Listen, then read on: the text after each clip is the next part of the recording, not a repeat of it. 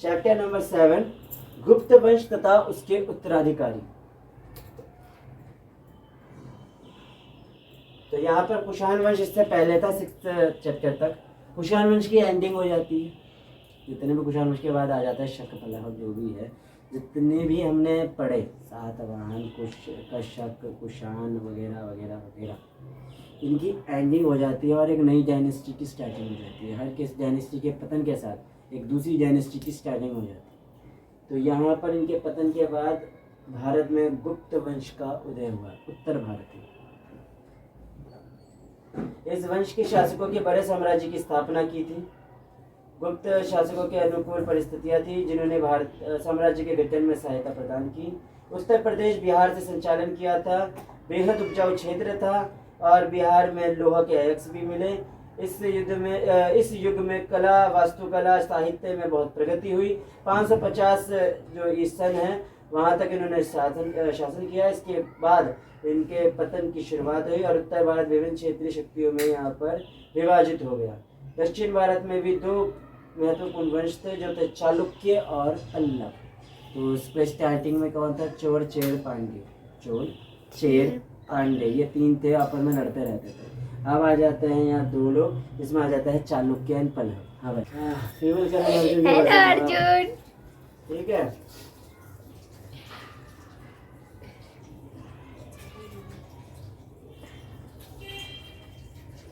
तो सबसे पहले जो राजा था गुप्त वंश का, जो शासक के जो है यहाँ पर गुप्त वंश की जो स्थापना की थी वो की थी श्रीगुप्त ने। यहाँ का नाम जो है ना आपको थोड़ा आसान लगेगा एज कम्पेयर टू कुषाण, है ना। उनसे, शक से, पल्लव से, और मौर्य भी इजी था वैसे, लेकिन ये जो शक, कुषाण थे, इन सब से नाम अब इजी लगेगा। तो श्रीगुप्त जो थे वो वैश्य जाति से थे। इसका मतलब ना ही वो क्षत्रिय थे ना ही वो ब्राह्मण, वो वैश्य जाति से थे। और वे मूलतः कहाँ के थे? बिहार के और प्रयाग, पूर्वी उत्तर प्रदेश के वासी थे। उसके पुत्र थे घटोत्कच, जिसने महाराजा की उपाधि धारण की थी। एक छोटा मोटा शासक प्रतीत होता था, किंतु उसके विषय में ज्यादा जानकारी हमें उपलब्ध नहीं।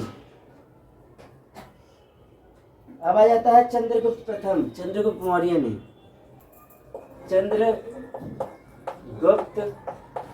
फर्स्ट, ठीक है। यहाँ पर वो वाला चंद्रगुप्त नहीं है, वो चंद्रगुप्त मौर्य है। यह नाम होता है अकबर की भी प्रणाली के अंदर ना, अकबर का बेटा, उसमें एक नीचे एक और नाम आता है उनके पोते पर पोते, और एक उसमें एक और है अकबर सेकंड। तो जो किंग आते थे ना पुराने किंग का नाम रखा जाता था कि मुझे वही नाम लेना है, लेकिन इससे तो हम कंफ्यूजन हो जाएगी कि चंद्रगुप्त मौर्य या चंद्रगुप्त गुप्त वंश के। तो चंद्रगुप्त प्रथम गुप्त वंश के, चंद्रगुप्त मौर्य, तो मौर्य अटैच जरूर होगा उस नाम के साथ, चंद्रगुप्त नहीं रहेगा, चंद्रगुप्त मौर्य पूरा अटैच रहेगा, जन्म से मौर्य वंश का है। और चंद्रगुप्त प्रथम इसका मतलब वो गुप्त वंश। एक और आएंगे विक्रमादित्य सेकंड, इसका मतलब विक्रम बेताल वाला है ना, कहानी भूत लेकर घूमता रहता है, वो वाला है विक्रमादित्य सेकंड। चंद्रगुप्त प्रथम के बारे में बात करते हैं। गुप्त वंश की वास्तविक नींव जो है वह चंद्रगुप्त प्रथम के शासनकाल में 319 से 334 के बीच, 390 to 334 के बीच में हुई थी। सन 319 में उसका राज्य आरोहण हुआ था और गुप्त साम्राज्य का स्टार्टिंग उसी टाइम से माना जाता है। भले श्रीगुप्त है, फिर इसके बाद के पुत्र जो है घटोत्कच है, लेकिन इसे पूर्ण रूप से नहीं माना जा रहा। पूर्ण रूप से अगर माना जाए ना कि गुप्त वंश का स्टार्टिंग माना जाए या राजा वगैरह, तो चंद्रगुप्त प्रथम से माना जाता है। बहुत से अभिलेख से उल्लेख मिलता है कि वह सामंत बेबी थे। सामंत वो होते हैं जिनको जमीन दे दी जाती है और वो जमीनों में काफी जमींदार टाइप के जो लोग होते हैं, वो पावरफुल होते हैं, उनके पास पैसे ज्यादा होते हैं, उनमें थे। तो कुछ उल्लेख मिलते हैं।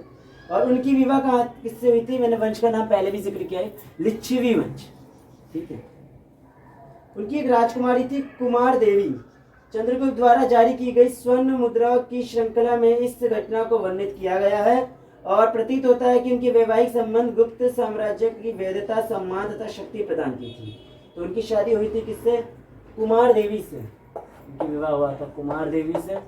कुमार देवी जो कहाँ की थी? लिच्छवी वंश की।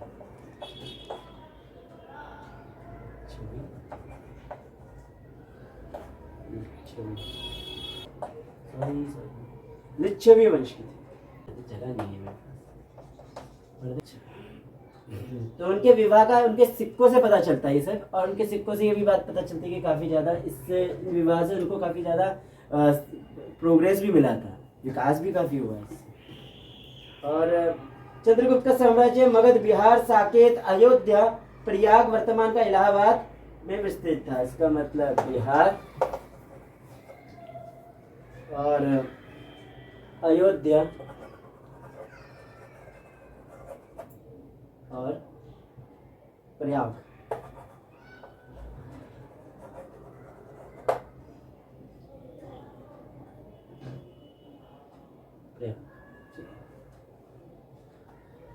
तो अयोध्या को उस टाइम पे पहले साकेत बुलाया करता था, ठीक है, आपका अयोध्या। प्रयाग आज का इलाहाबाद, लेकिन इलाहाबाद ने वापस नाम चेंज करके प्रयाग कर दिया गया, प्रयागराज कर दिया गया है। और उस टाइम का मगध, आज का बिहार, ये सारा एरिया उनका ही था। और इसकी राजधानी कौन थी? पटना थी, पाटलिपुत्र।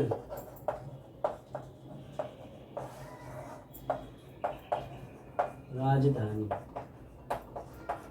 ठीक है।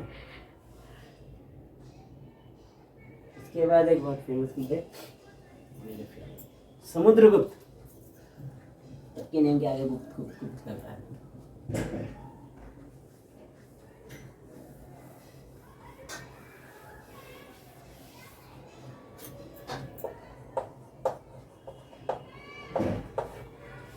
समुद्रगुप्त, समुद्रगुप्त का स्टार्टिंग हो रही है, उसकी एंडिंग और यहाँ से इसकी शुरुआत 335 to 375। चंद्रगुप्त प्रथम का उत्तराधिकारी बना था। समुद्रगुप्त ने युद्ध तथा विजय की नीति का अनुसरण किया है। और इसकी उपलब्धियों का संपूर्ण विवरण उसके जो दरबारी थे कवि हरिसेन, अब उनके दरबारी तो थोड़ा बड़ा चढ़ा था तो वो भी लिखेंगे, लेकिन फिर भी उनके दरबारी ने इसके बारे में लिखा है। उनके दरबारी का नाम है हरि सेन, ठीक है। और लिपिबद्ध किया है। उनका आलेख इलाहाबाद के निकट एक स्तंभ में है, और ये समुद्रगुप्त द्वारा जीते गए वंशों क्षेत्रों के नाम बतलाती है। उनका एक इलाहाबाद में एक समझ लीजिए स्तंभ है, उसके ऊपर उनके बारे में सब कुछ उत्कीर्ण किया गया है, बनाया लिखा गया है। समुद्रगुप्त द्वारा जितना भी कुछ जीता गया वंश, जिस वंश को उसने जीता था वो सब लिखा गया है इसमें। उसने हर जीते हुए क्षेत्र के लिए विभिन्न नीतियां अपनाई थी।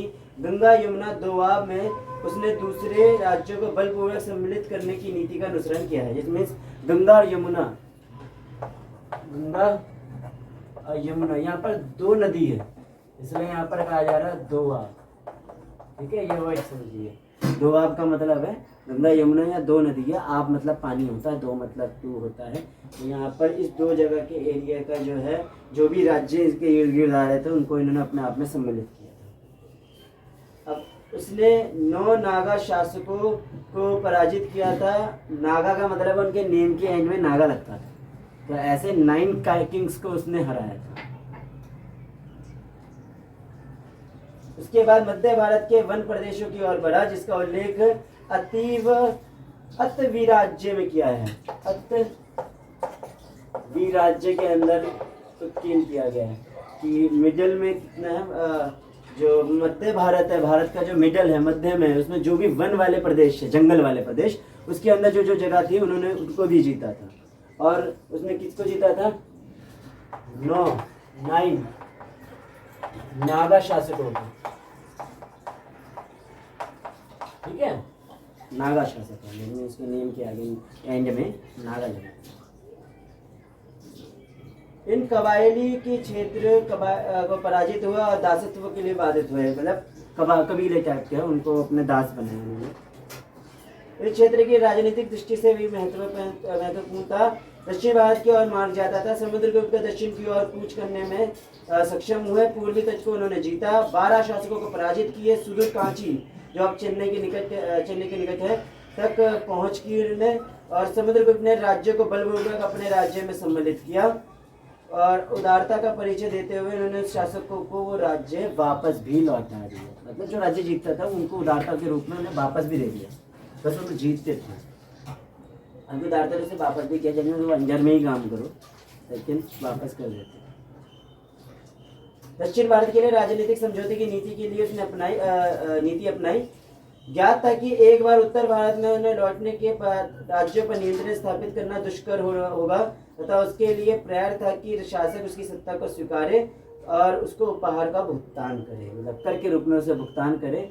और जैसे बताया हम जीत तो जा रहे हैं, लेकिन जीत के आपको वापस लौटा दे रहे हैं, लेकिन अगर मैं वापस जा रहा हूँ तो आप बस मेरे अंडर में काम कीजिए और मुझे मतलब गिफ्ट के रूप में वो कर देते थे, ये दीजिए और आप अपने राज्य में राज कर सकते हो, वो दिक्कत नहीं है। इसका मतलब बहुत ही ज़्यादा क्या कह सकते हैं आप, उनको जीतने की बड़ी ख्वाहिश थी, काफ़ी ज़्यादा जीतना चाहते थे हर जगह।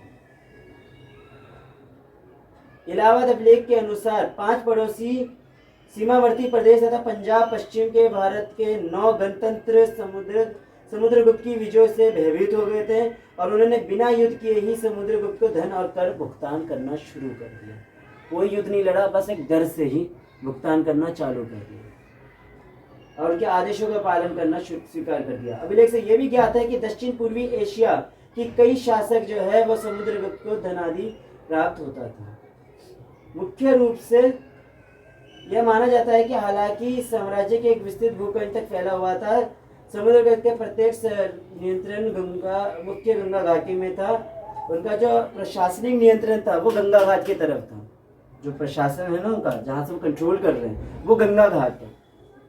और एरिया तो उनका कहीं तक जा रहा है, चेन्नई तक जा रहा है, वहाँ से वहाँ तक जा रहा है, मध्य एशिया के लोग भी यहाँ पर दे रहे हैं, वो सब अलग बात है। तो कंट्रोल जहाँ से है वो उनका गंगा घाट से है। इस अवसर पे अश्वमेध प्रकार के सिक्के बलि को वर्णित करने के सिक्के जारी करता है। और समुद्र को केवल विजेता ही नहीं बल्कि एक कवि, संगीतकार, शिक्षा का महान संरक्षक था।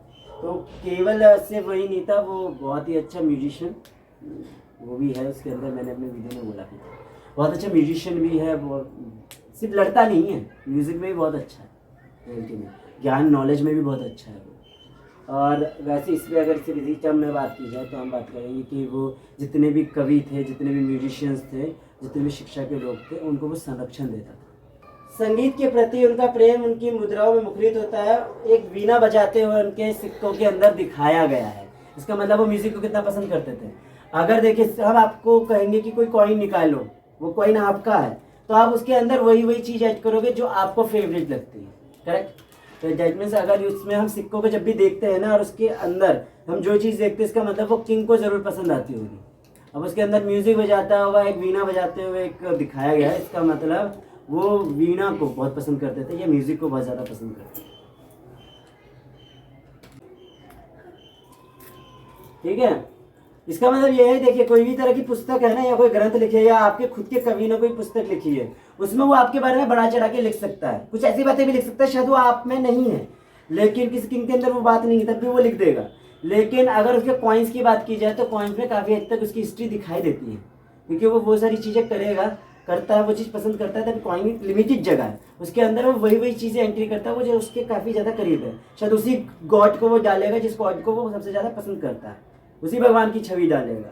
या भगवान की छवि नहीं डालेगा, इसका मतलब हो सकता है कि उसे गॉड या किसी की उसमें ज़्यादा बिलीव है ही नहीं, वो किसी और चीज़ को डालेगा। प्रकृति को डालेगा, इसका मतलब वो प्रकृति को काफ़ी प्रेम करता था। अगर म्यूजिक डाल रहा है, इसका मतलब वो म्यूजिक को काफ़ी प्रेम करता है, क्योंकि लिमिटेड जगह और उसके अंदर वो लिमिटेड चीज़ ही लिख सकता है, लिमिटेड चीज़ ही अंकित कर सकता है। क्योंकि उस तरह तक का पंचमार्क सिक्के आ चुके थे, पंचमार्क सिक्के तो आ चुके थे ना, तो इसलिए पंचमार्क सिक्के में वो हर चीज़ अंकित कर पा रहा था, जो चीज़ उन्हें पसंद थी।